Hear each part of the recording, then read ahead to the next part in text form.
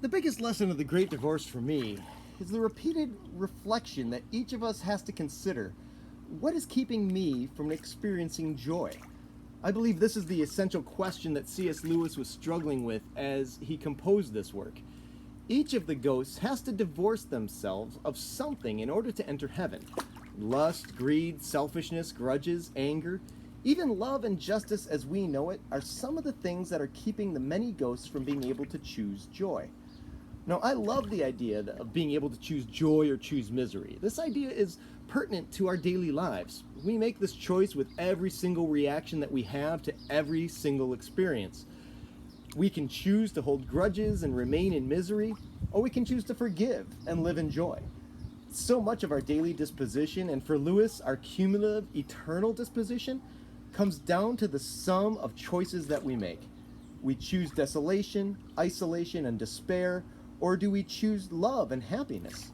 This perhaps is the essential secret meaning of life. Now, when it comes to the ghosts of the story, while I certainly do identify with the bishop and his need to over-intellectualize the key questions of faith, the one that really struck a chord with me in my most recent read-through of this book is the tragedian and the dwarf.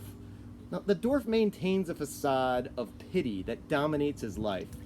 Now, how often do we all weaponize our pity just as this ghost does? Well, sometimes when I clean up the house or cook a great meal and I don't get recognized for doing it, all too often I mope about trying to guilt my loved ones into paying me the gratitude that I think I deserve.